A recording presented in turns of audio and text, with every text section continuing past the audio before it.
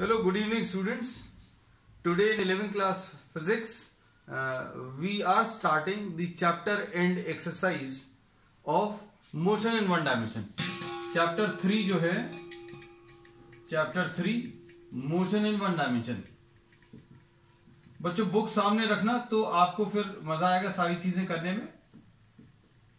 Questions अगर statement सामने रहेगा you enjoy doing the problems. Question number first देखो. क्वेश्चन नंबर फर्स्ट में in which one of the following examples of motion can the body be considered as a point object. तो बच्चों point object का concept अभी हम लोगों ने detail में थ्योरी क्लास में डिस्कस किया है. आप पॉइंट ऑब्जेक्ट किसी ऑब्जेक्ट को कब कंसिडर कर सकते हैं? Object can be considered as a point object when the distance covered is very large as compared to the dimensions, as compared to what? The size of the object. तो ये चीज अच्छे समझना बच्चों. When the distance covered is very large as compared to the size of the object, then the object can be considered as a point object. इसका एक simple सा example ले ले रहे, फिर प्रॉब्लम को स्टार्ट करेंगे. Suppose a car starts and moves से 2 और 3 मीटर्स. कार स्टार्ट की 2-3 मीटर्स मूव करके वो रुक गई. तो अभी हम लोग बोलेंगे distance covered by the car is very small as compare to the size. Distance covered बहुत छोटा है, साइज ऑफ द कार जो है वो ज्यादा है. तो अगर ये 2-3 मीटर्स अगर चल रहा है तो अभी हम लोग बोलेंगे distance covered is comparable to the size. तब इस केस में अभी हम लोग क्या कहने वाले हैं कि इसको आप पॉइंट ऑब्जेक्ट कंसिडर नहीं कर सकते. But when the car is moving from suppose one station to another station which is say 300 kilometres away. Car moves between 2 points. एक कार 2 पॉइंट्स के बीच में मूव कर रही है और उन दोनों पॉइंट्स के बीच में डिस्टेंस जो है वो 300 किलोमीटर्स है. तब अभी हम लोग क्या बोलेंगे? The distance covered is very very large as compared to the size of the car. So car can be considered as a point object. तो आपको उसी ऑब्जेक्ट को पॉइंट ऑब्जेक्ट कब कंसिडर करना है? When the distance covered is very large as compared to the size of the object. अब इसके बाद क्वेश्चंस को पढ़कर देखो. इसका जो फर्स्ट पार्ट है, if you see the first part of this first question, इसमें क्या दिया हुआ है बच्चों?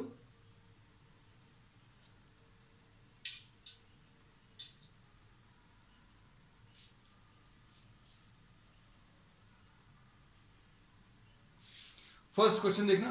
अ railway carriage moving without jerks between 2 stations. Railway जो ट्रेन है, a railway carriage moving between 2 stations. तो उसमें इन्होंने प्रॉब्लम में क्लियरली कहा है कि इट इज मूविंग बिटवीन 2 स्टेशंस. 2 स्टेशंस को अगर आप देखो तो distance covered will be very large. तो अभी हम लोग कह सकते हैं that the carriage can be considered as the railway carriage can be considered as what? A point object. क्यों? क्योंकि distance covered by the railway carriage will be very very large as compared to the size of the carriage. है ना? क्योंकि 2 stations के बीच में 100, 200, 300 kilometres का distance होगा और साइज ऑफ द कैरेज जो है that is smaller as compare to the distance covered. तो पहला वाला अभी हम लोग कह सकते हैं कि this can be considered as point object. ठीक है. अब सेकेंड वाला देखो. अब मंकी सेकेंड पार्ट में, this is the first part. B part देखो. Monkey sitting on the top of a man cycling smoothly on a circular track. Monkey sitting on the top of a man. अब इसमें monkey sitting on the top of a man and the man is cycling on a curve. अगर man जो है cycle कर रहा है, move कर रहा है ऑन अ सर्कुलर पाथ, तो इमेजिन कर सकते हो आप बहुत सारी चीजें. अगर कोई सर्कुलर पाथ पर मूव कर रहा है, a man is cycling on this circular path and the monkey is sitting on the top of the man. So we can say that as compared to the distance traveled, the size of the monkey is very small. So the monkey can be considered as a point object. है ना? तो second example में अभी आप कह सकते हो monkey, this can be considered as what? A point object. Next. Third वाला, a spinning cricket ball that turns sharply on hitting the ground. A spinning cricket ball, C part. Spinning cricket ball, ठीक है, spinning cricket ball that turns sharply on hitting the ground. Ground पर strike, एक spin करती हुई ball है, cricket ball है, और जैसे ही वो स्ट्राइक करेगी, स्ट्राइक करने के बाद वो टर्न करेगी, है ना, तो इन्होंने बोला है अपना पाथ चेंज करेगी. जैसे सपोज फॉर एग्जांपल ये स्पिन करती हुई यहां कहीं पर स्ट्राइक करी, और स्ट्राइक करने के बाद शार्पली टर्न होगा. जैसे अभी हम लोग बोलते हैं अगर इसका कुछ ऐसा पाथ जा रहा है तो ये स्पिनिंग क्रिकेट बॉल यहां पर स्ट्राइक करने के बाद अपना रास्ता चेंज करेगी. तो इसमें प्रॉब्लम में इन्होंने बोला spinning cricket ball that turn sharply. अब इसमें बच्चों ये मान लीजिए ट्रेजेक्टरी है, ये ऐसा स्पिन करते हुए यहां कहीं पर आई और यहां कहीं पर स्ट्राइक करने के बाद इसने अपना रास्ता चेंज किया, है ना. This turns sharply at this point, है ना. इस पॉइंट पर after striking this point this turns sharply and whether this can be considered as a point object और नॉट. तो अभी हम लोग कह सकते हैं बच्चों जो साइज है उसको अगर आप कंपेयर करो और जितना ये यहां पर शार्पली टर्न होगा वो दोनों कंपेरेबल हैं. मतलब ऐसा तो नहीं है कि रास्ता बहुत ज्यादा देर तक चेंज होता रहेगा, थोड़े से डिस्टेंस में उसका रास्ता चेंज हो जाएगा. तो here we can say that the spinning cricket ball after striking when it is changing in its path then it can be said to be, then it cannot be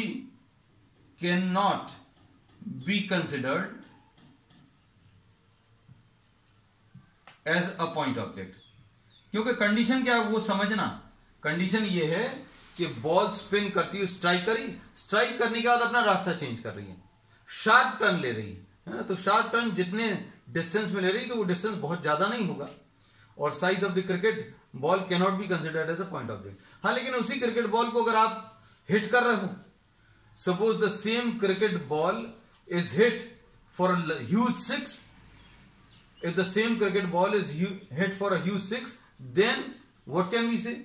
अब हम लोग उस केस में ये कह सकते हैं कि भाई क्रिकेट बॉल को उस केस में अभी हम लोग एक पॉइंट ऑब्जेक्ट मान सकते हैं. चलो next, a tumbling beaker. A tumbling beaker that has slipped off the edge of a table. बच्चों टेबल से कोई बीकर जो है टम्बल करके गिर रहा है, तो अभी हम लोग बोलेंगे साइज ऑफ द बीकर. फिर से कंपेयर करो उसके डिस्टेंस से. A tumbling beaker that has slipped off the edge of a table. भाई यहां पे रखा कोई स्लिप कर रहा है, तो अभी हम लोग बोलेंगे the size of the beaker and the distance it covers. वो कंपेरेबल है, मतलब डिस्टेंस कवर्ड बहुत ज्यादा नहीं है as compare to the size of the beaker. आप अगर साइज ऑफ द बीकर देखो that is comparable to the distance that is covered by the beaker, है ना. बहुत ज्यादा बड़ा होना चाहिए. डिस्टेंस कवर्ड अगर बहुत ज्यादा होगा तो अभी हम लोग कह सकते हैं कि the object can be considered as a point object, है ना. तो एक छोटा सा कंटेनर आपने लिया और उस कंटेनर को अगर आपने थ्रो कर दिया और वो डिस्टेंस ट्रैवल बहुत ज्यादा कर रहा है, तो अभी हम लोग बोलेंगे उसको आप पॉइंट ऑब्जेक्ट मान सकते हो. लेकिन टेबल के एज से अगर गिर रहा है तो कितना डिस्टेंस कवर करेगा, वो बहुत ज्यादा नहीं रहेगा as compare to the size. So this can not be considered as beaker slipping off the edge of a table, cannot be considered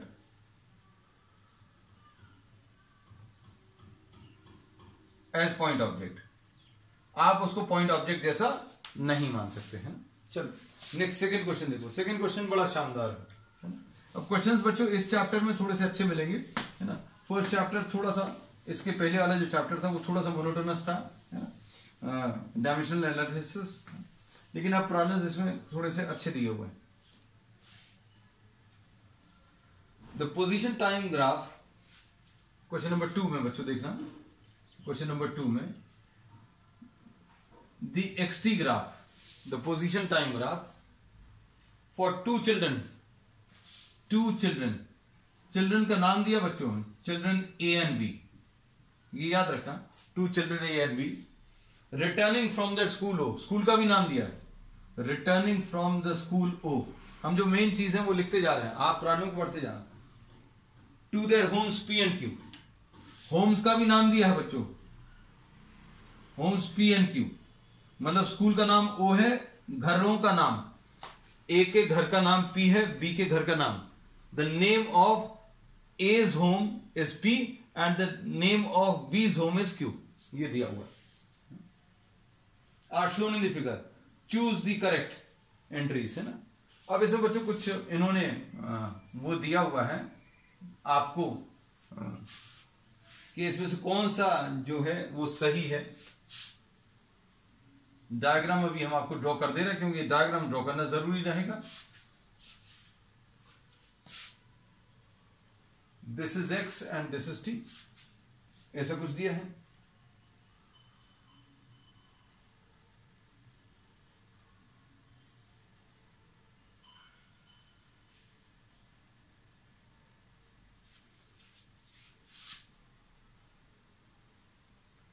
यहां कहीं पर ये P दिया है बच्चों,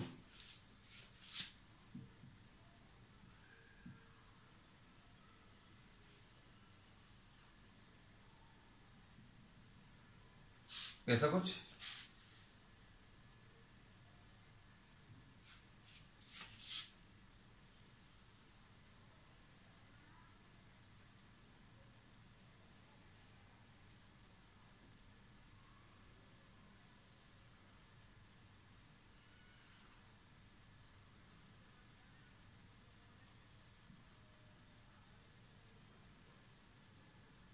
These are the type of diagrams which are given.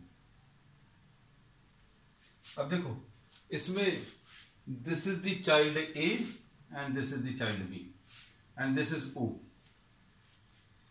O is what? O is the school.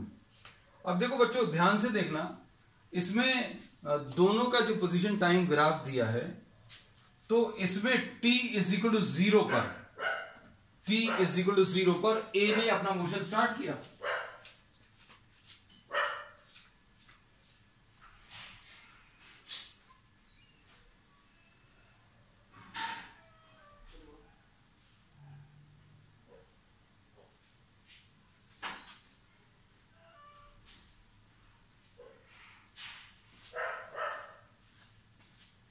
लेकिन B का जो मोशन स्टार्ट हुआ बच्चों देखना ध्यान से, बी का मोशन थोड़े समय के बाद स्टार्ट हुआ।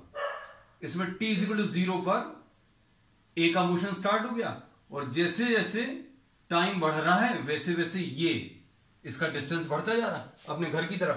तो अभी आप देखो ये जैसे जैसे टाइम बढ़ रहा है, जैसे जैसे ये टाइम इंक्रीज हो रहा है, तो ए अपने घर की तरफ पहुंचता जा रहा है। और कितने टाइम पर ए अपने घर पर पहुंच गया?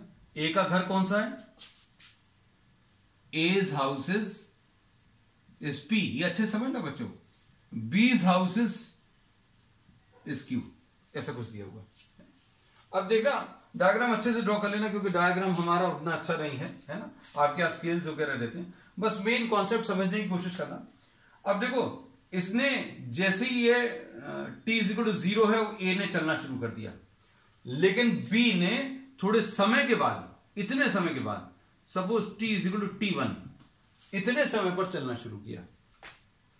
अब देखो प्रॉब्लम्स में क्या क्या पूछा है, A एंड B ऐसे कुछ दिया हुआ है बच्चों। देखो आप इसमें टिक करते जाना, और अभी हम आपको बताते चलेंगे। पहला वाला अभी हम लिख दे रहे हैं, A B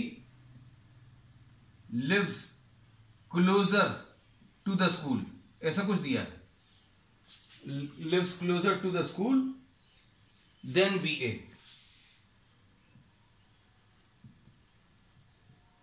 भैया कौन पास में रह रहा है? देखो जरा इनमें से कौन पास में रहता है। देखो O स्कूल है, P A का घर है, तो बच्चों ये देखो ये distance OP is the distance of A's house from the school। ए के घर का नाम अभी हम लोगों ने पी बोला है, तो ए का जो घर है वो पी है, और पी का जो डिस्टेंस है स्कूल से, this is as house.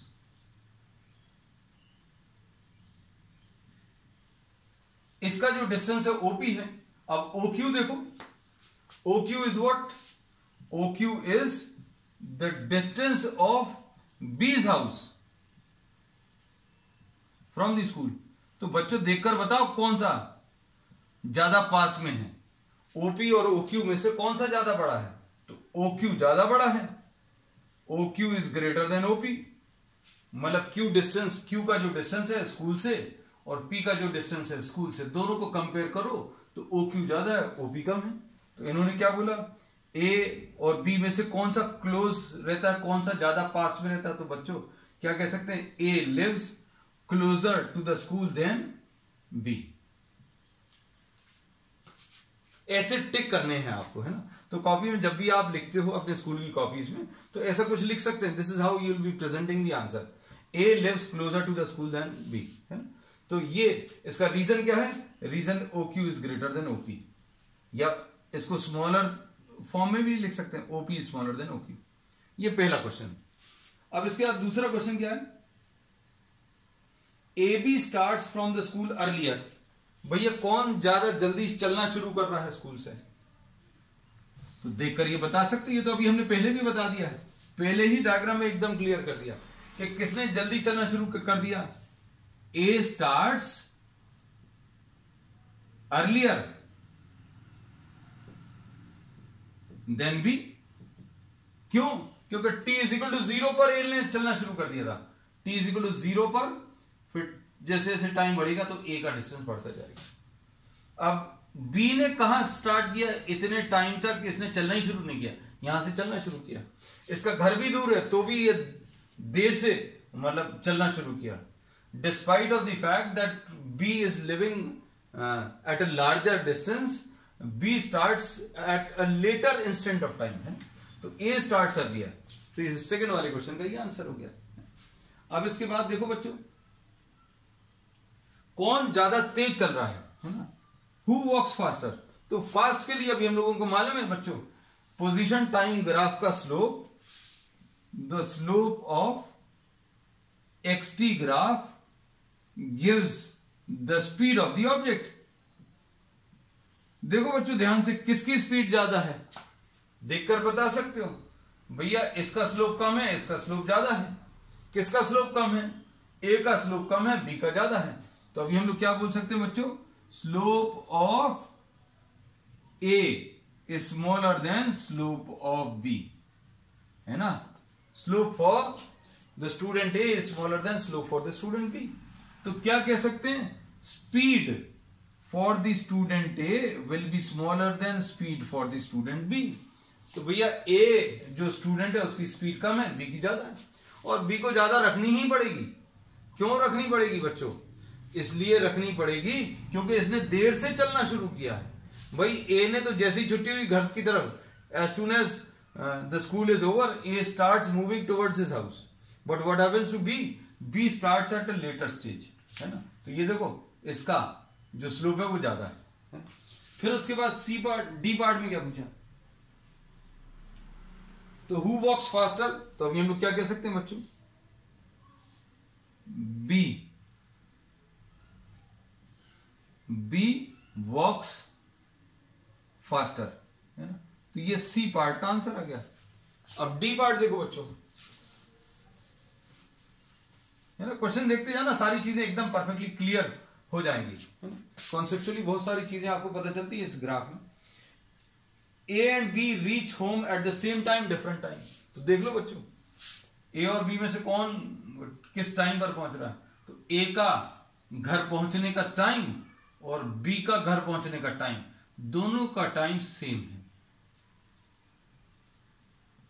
A and B, ए को घर पहुंचना मतलब पी पर पहुंचना है। तो ये देखो जैसे जैसे टाइम बढ़ रहा है, जैसे जैसे टाइम बढ़ रहा है वैसे वैसे ये पी की तरफ आता जा रहा है। तो ये देखो ये कब घर पहुंच गया, बी कब घर पहुंच गया, बी भी उसी टाइम पर, है ना। तो A and B reach their homes homes at the same time. हम उस टाइम को T2 नाम दे दे रहे हैं, ये T is equal to T2। चलो अब इसके बाद, अब भैया कौन किसको ओवरटेक करेगा, अब ये भी सोचने वाली बात है। अब ये स्कूल है, ये ए का घर है, बी का घर थोड़ा सा और आगे है ना। इसको बहुत सिंपल तरीके से अगर अभी हम बना दें बच्चों, ये ओ ये स्कूल है, ये पी ए का घर है, और ये क्यू बी का घर है, और इसमें से ए और बी ने चलना शुरू किया। ए बेचारा सबसे पहले निकल गया, ए स्टार्ट अर्लियर है ना, टी इक्वल टू 0 पर चलना शुरू कर दिया। बी ने थोड़ा सा देर से शुरू किया, लेकिन दोनों एक साथ घर पहुंच रहे हैं। A and B reach their homes at the same time. तो क्या करना पड़ेगा बच्चों, बी को फास्ट ट्रैवल करना पड़ेगा, ये तो पता चल गया। और इसमें देखो, ध्यान से देखना, इसमें दिस इज द टाइम। अभी तक क्या था, देखो अगर इस टाइम पर देखो तो इसका डिस्टेंस और इसका डिस्टेंस, बच्चों इसका डिस्टेंस कम है, इसका ज्यादा है। इधर पर देखो तो इसका डिस्टेंस कम है, इसका ज्यादा है। फिर इधर पर देखो तो इसका डिस्टेंस कम है, इसका ज्यादा है। लेकिन इस पॉइंट पर क्या हो गया, दोनों एक जगह पर मिल गए। तो क्या हो गया बच्चों, ये देखो T3 मार्क कर दे रहे हैं। तो अब हम लोग क्या बोलेंगे, at T3, at T is equal to T3 A and B meet, A and B meet, and then B overtakes A. B ने A को ओवरटेक कर लिया इस टाइम पर, क्योंकि अब क्या होगा, इस टाइम पर देखो तो B का डिस्टेंस ज्यादा है, A का कम है। थोड़ी और टाइम बाद तो B का डिस्टेंस ज्यादा है, A का कम है ना। तो दिस वाज क्वेश्चन नंबर 2 बच्चों, है ना। तो कितनी बार ओवरटेक किया, कितनी बार ये दोनों ग्राफ्स क्रॉस किए, तो केवल एक ही बार। तो ई पार्ट का जो आंसर आएगा बच्चों, क्या आएगा, इसमें लिखेंगे B overtakes A and only once. B ने ए को ओवरटेक किया, ठीक है। चलो next question, question number 3। Question अब बच्चों देखना अच्छे होते जाएंगे, सो मजा आएगा, you enjoy the questions. Question number 3 देखो,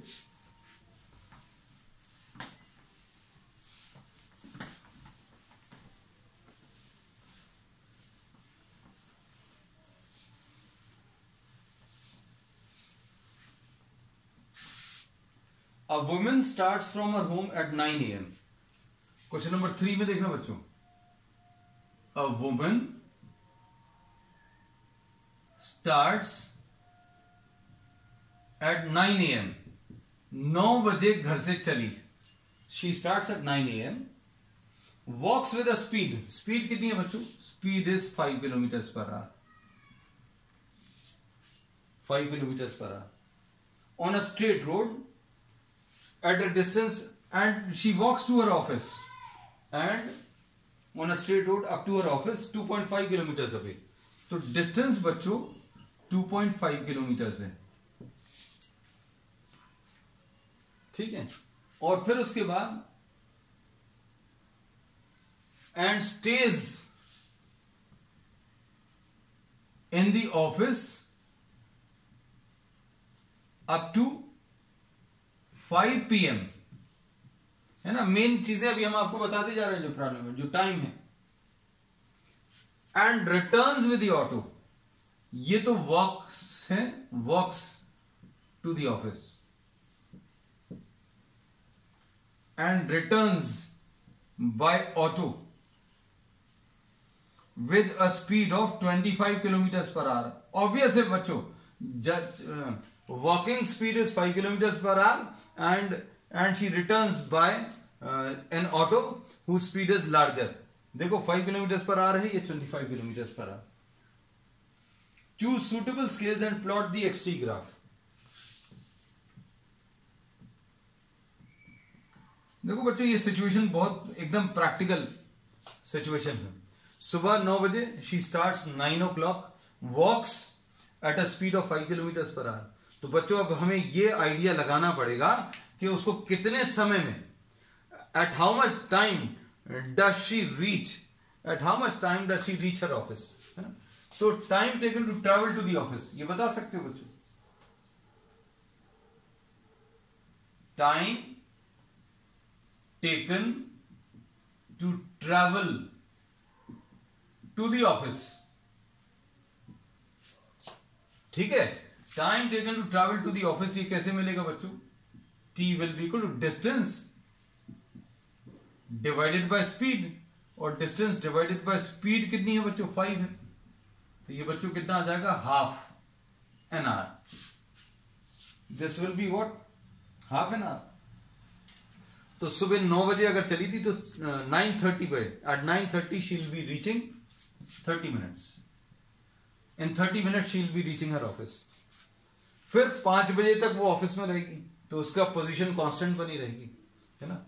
जैसे जैसे for this first half an hour the position will go on increasing. ये सब अभी हम ग्राफ में दिखाएंगे। Time taken to return, time taken to return, ये देखना बच्चों, ये this will be distance, distance तो उतना ही है, डिवाइडेड बाय स्पीड कितनी है बच्चों? 25, है ना। तो ये कितना आ जाएगा? 1/10 आवर, यानी 6 मिनट। चलो अब देखो सारी सिचुएशंस को अभी हम आपको एक ग्राफ पर प्लॉट कर दे रहे हैं बच्चों। ये x है, ये t है, and suppose here t is equal to 0। अभी हम लोगों ने कितने पर ले लिया? 9 AM, सुबह 9 बजे, है ना। तो क्या होगा बच्चों? ध्यान से देखना, जैसे जैसे टाइम इंक्रीज हो रहा है, what is happening? Up to 9:30, the women is moving away from the origin. Origin क्या है उसका? घर। Origin is her house. So up from 9 AM to 9:30, 9 बजे से लेकर जैसे जैसे ये टाइम बढ़ रहा है, ये पोजीशन बढ़ती जा रही है। जैसे जैसे टाइम बढ़ रहा है तो पोजीशन बढ़ती जा रही है। And at 9:30 she is at a distance of what? 2.5 kilometres from her house. तो बच्चों अब सोचकर देखना, if one is starting from one's house, कोई अपने घर से अगर चलना शुरू कर रहा है 9 बजे, 9:30 बजे तक लगातार चल रहा है, तो क्या होगा? जैसे जैसे टाइम बढ़ेगा तो पोजीशन बढ़ती जाएगी। और कब तक बढ़ेगी? जब तक वो ऑफिस नहीं पहुंच जाएगा। तो ऑफिस कितने डिस्टेंस पर है? 2.5 किलोमीटर। तो ये पोजीशन बढ़ती जा रही है। और कितने बजे तक बढ़ेगी? तो अब ये कैलकुलेशन कर लिया। अब उसके बाद पोजीशन कांस्टेंट रहेगी। अब पोजीशन कब तक कांस्टेंट रहेगी बच्चों? ये 5 PM तक।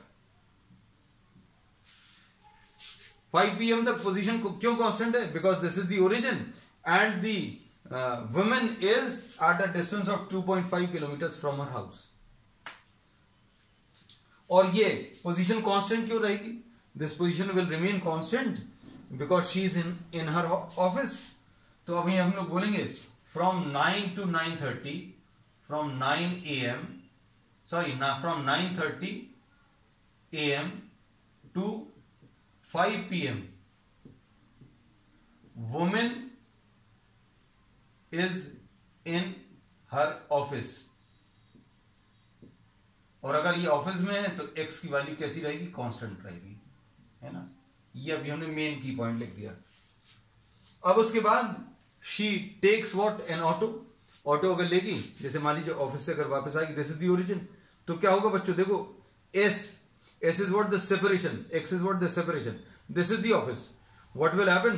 अब ये 5 बजे यहां से चलना शुरू किया, दिस इज द ओरिजिन, ये घर है यहां पर। तो क्या होगा? धीरे धीरे X की वैल्यू कम होती जाएगी, और X की वैल्यू कम होते होते कितने में? इन 6 minutes she will reach her home, है ना। तो अब क्या होगा? ये देखो, जैसे जैसे ये टाइम बढ़ रहा है वैसे वैसे x की वैल्यू कम होती जा रही है। And at how much time? 5:06 क्यों लिया? Because the time taken to return from the office is 6 minutes. तो 6 मिनट में क्या होगा? In 6 minutes she will reduce the distance between her house and the office to 0. ये distance धीरे धीरे कम होते होते in 6 minutes this reduces to what? 0. So this is what the position time graph for the women है ना. चलो next question देखो बच्चों. ये बड़ा शानदार क्वेश्चन है, वंडरफुल क्वेश्चन है ना, और प्रैक्टिकल सॉर्ट ऑफ क्वेश्चन है ना, यू विल एंजॉय. बच्चों फोर्थ क्वेश्चन में they are talking of a drunkard, एक शराबी की बात कर रहे हैं ना. तो शराब पीने के बाद क्या होता है, बिल्कुल परफेक्टली उन्होंने एक्सप्लेन किया है. देखो मतलब पूरे प्रॉब्लम में एकदम प्रैक्टिकल सब कुछ दिया है. Question number 4. A drunkard walking in a narrow lane takes 5 steps forward. देखो बच्चों 5 steps forward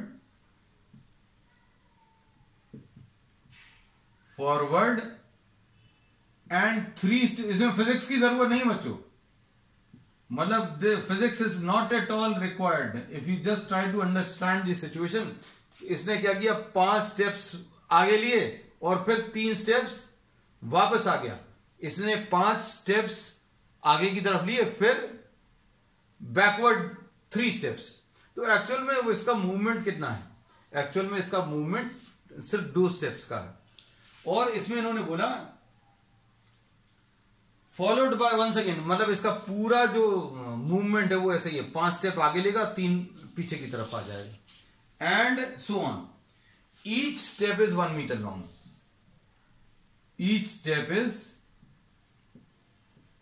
1 मीटर लॉन्ग है ना. बच्चों इसमें फिजिक्स की जरूरत नहीं, हम ये कह रहे हैं ये आपको एक पजल के फॉर्म में भी. Plot the XT graph for his motion, determine graphically and otherwise how long the drunkard will takes to fall. अब इसमें देखो ये भी प्रैक्टिकल प्रॉब्लम है that the drunkard falls in a pit, falls in a pit, गड्ढे में गिर गया. मोस्ट ऑफ द केसेस जैसा होता है, मोस्ट ऑफ द, सबके साथ नहीं. In drunkard falls in a pit which is 13 metres away. ठीक है. How long will it take for him to fall in the pit. अब not physics not at all required, just think about it. अब इसमें देखो इसमें क्या किया है बच्चों, t इक्वल टू 0 से चलना शुरू किया, t इज इक्वल टू 1 पर 1 सेकेंड पर ये 1 मीटर आगे चला. t is equal to 2 seconds पर ये 1 और मीटर आगे चला. t इज इक्वल टू 3 पर ये 1 मीटर और आगे चला. t इज इक्वल टू 4 पर ये 1 मीटर और आगे चला. और t इज इक्वल टू 5 पर बच्चों, t इज इक्वल टू 5 पर ये 1 मीटर और आगे चला.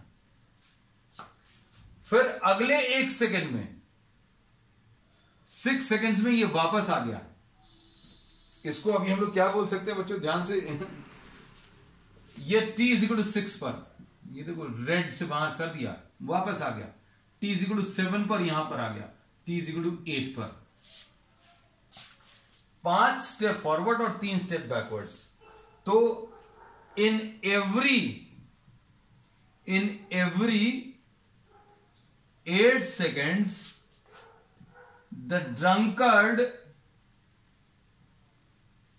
moves 2 meters forward. ये समझ में आया भाई? 1 सेकंड में 1 स्टेप ले रहा तो भी 8 सेकंड में कितना चल पा रहा है? इन 8 seconds he is just moving 2 meters, 1 और 1 2. क्यों? क्योंकि 1 2 3 4 5 5 मीटर्स आगे गया, 3 मीटर्स पीछे आ गया, 1 2 एंड 3. तो अब ये क्लियर होना चाहिए बच्चों, एकदम परफेक्टली क्लियर होना चाहिए कि in every 8 seconds he is just able to move 2 metres. सोच पा रहे हैं इसके बारे में? अब सोचकर देखना, 13 मीटर्स दूर अगर कोई पिट है तो क्या होगा, गड्ढे में गिरना है उसको, उसका टाइम निकालना है. तो बच्चों देखना 8 सेकेंड्स में ये 2 मीटर्स आगे बढ़ा. अगले 8 सेकेंड्स में 16 सेकेंड्स में ये टोटल 4 मीटर्स आगे बढ़ जाएगा। 24 सेकेंड्स में बच्चों कितना आगे बढ़ जाएगा? 6 मीटर्स आगे बढ़ जाएगा। ठीक है, उसके बाद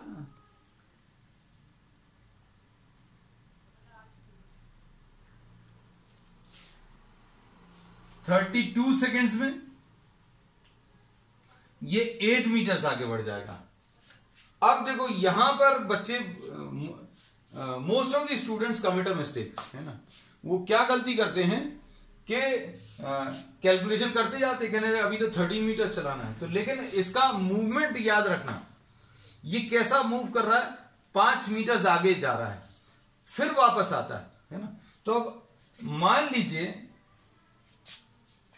just try to understand that after 32 seconds what will happen?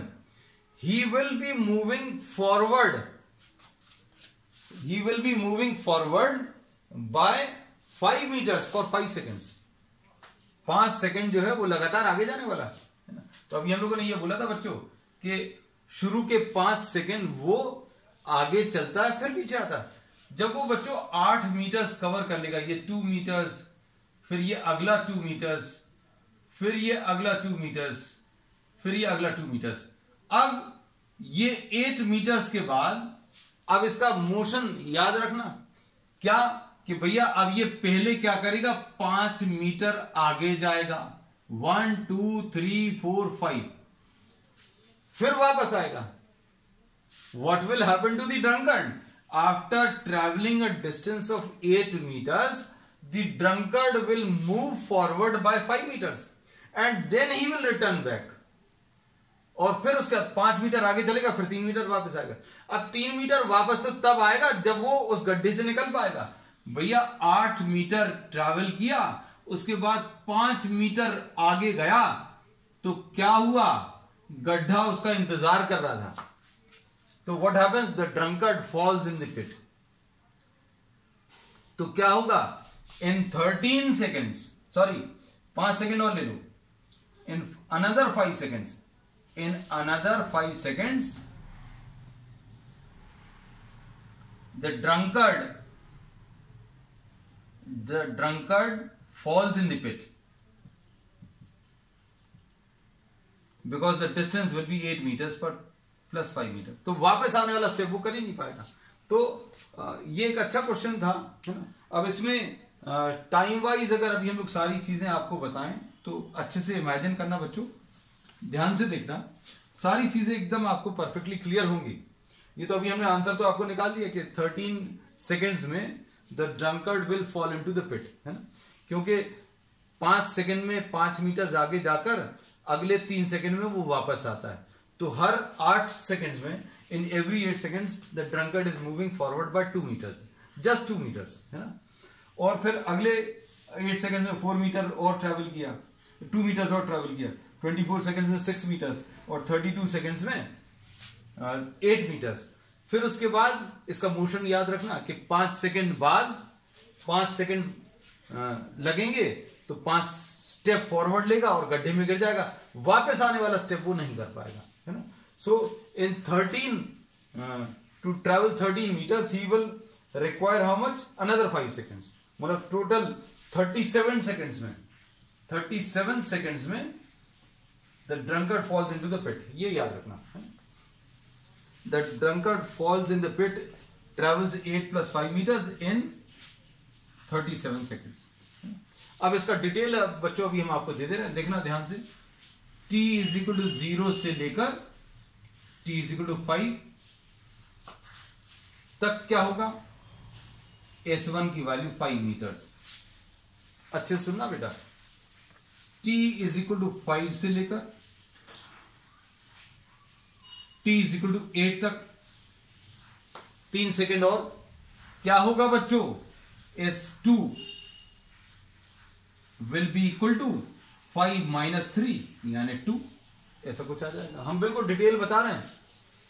पहला ये 5 सेकेंड है, फिर अगला ये 3 सेकेंड है, अब इसके बाद क्या आएगा, फिर से 5 second, t is equal to 8 से लेकर t इज इक्वल टू 13 तक, S3 की वैल्यू कितनी आ जाएगी बच्चों, 2 + 5 यानी 7 आ जाएगा। ये अच्छे से देखते जाना बच्चों, है ना। फिर उसके बाद ये अगला 3 सेकंड यानी t = 13 से लेकर t = 16 तक। S4 कितना आ जाएगा, अब ये 3 सेकंड में वापस आएगा बच्चों, 7 - 3 मीटर यानी 4 मीटर। एकदम एग्जैक्ट कैलकुलेशन हम आपको दे रहे हैं, आप इसका ST ग्राफ ड्रॉ कर सकते हो, इसकी मदद से आंसर भी निकल आएगा, है ना, दोनों चीजें हो जाएंगी। फिर 5 सेकंड, इसमें 5 सेकंड कितना लेंगे, t = 16 से लेकर t = 21 तक। S5 की वैल्यू कैसे मिलेगा, 4 + 5 9 आ गया। और फिर उसके बाद 3 सेकंड अगला, t = 21 से लेकर t = 24 तक। S6 will be 9 - 3 यानी 6।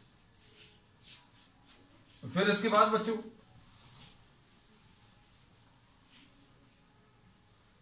t = 24 से लेकर t = 29 तक, ये 5 सेकंड। S7 कितना आ जाएगा, 6 + 5 बच्चों 11 आ जाएगा। फिर 3 सेकंड्स फिर से ले लो, t = 29 से लेकर t = 32 तक, है ना, तो कितना आ जाएगा बच्चों, 3 सेकंड में ये वापस आएगा। S8 will be 11 - 3 यानी 8, है ना। फिर 5 सेकंड, तो कितना आ जाएगा बच्चों, t = 32 से लेकर t = 37। S9 will be 8 + 5 13। लो बच्चों ये 13 मीटर से यानी गड्ढे में पहुंच गया। ठीक है, बस ये अभी हमने आपको एग्जैक्ट कैलकुलेशंस इसलिए दिए क्योंकि अब आप इनकी मदद से क्या करोगे, ST ग्राफ ड्रॉ कर लेना, है ना। हम आपको थोड़ा सा बनाकर जरूर दिखाएंगे, है ना, आपको, क्योंकि एग्जैक्ट जो ग्राफ है वो ड्रॉ करना पड़ेगा। t = 0 और t = 5 पर, ये देखना बच्चों ध्यान से, t = 0, ये t और ये s ले लिया, t = 0 और s = 0। फिर t = 5 पर बच्चों देखना ध्यान से, 1 2 3 4 5, है ना।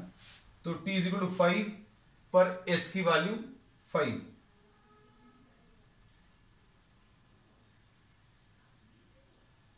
ऐसा कुछ आएगा, है ना। t = 5 पर s की वैल्यू 5, ये पहला आ गया। हम थोड़ा सा बड़ा टाइम इंटरवल ले रहे हैं बच्चों, ये अभी हम लोगों ने 5 सेकंड्स तक का ले लिया, और इस पर क्या प्लॉट कर लिया बच्चों, देखो ये पॉइंट आ जाएगा, ये टाइम वर्सेस डिस्टेंस अभी हम लोग प्लॉट कर रहे हैं, तो ये 5, अब उसके बाद t = 5 से लेकर t = 8 तक बच्चों देखो, 6 हो गया, ये 7 हो गया, ये 8, है ना। अब 8 सेकंड पर क्या हो गया बच्चों, 2 मीटर्स पर आ गया, तो ये 2 मीटर्स पर आ गया, मतलब यहां कहीं पर आ जाएगा, ये देखो,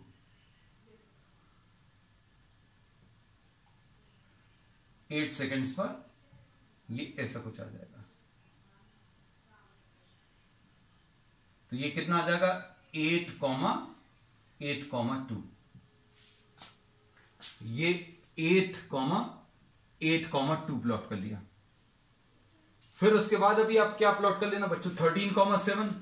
अब 13 तो बच्चों थोड़ा सा ज्यादा दूर आ जाएगा, है ना। ये 9 हो गया, ये 8 है, ये 9 है, ये थोड़ा सा और बढ़ा दे रहे हैं, ये 10 आ जाएगा, ये 11 आ जाएगा, ये 12 आ जाएगा, ये 13 आ जाएगा, ये 13 सेकेंड्स। 13 सेकेंड पर 7, तो 7 कहां पर आएगा बच्चों, 7 थोड़ा सा ऊपर आएगा, 5, 6 and 1 7।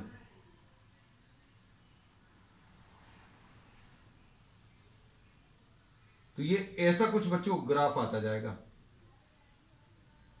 है ना। तो अभी आप ये जितनी भी वैल्यूज दी हुई हैं उन सभी को आप प्लॉट कर लेना। हमने आपको सिर्फ 2 ब्रांचेस इसकी बनाकर दिखा दी हैं। इनफैक्ट ये बनाकर दिखाया एग्जैक्ट, ये भी बनाकर दिखाया और ये वाला भी बनाकर दिखाया। इसके बाद ये वापस आएगा, तो ये वाला कितना है पॉइंट, अभी हम लोग बोलेंगे ये पॉइंट कितना है बच्चों 13,7। अगला पॉइंट कौन सा प्लॉट करोगे बच्चों 16,4। ये 16,4 आएगा। तो अभी अप टू द स्केल अभी आप इसको अपनी कॉपीज में कंप्लीट कर लेना है ना। So this was a wonderful question. in how much duration will the drunkard fall into the pit? So the drunkard will fall into the pit in 37 seconds है ना। तो इसको कंप्लीट कर लेना। That's all for today.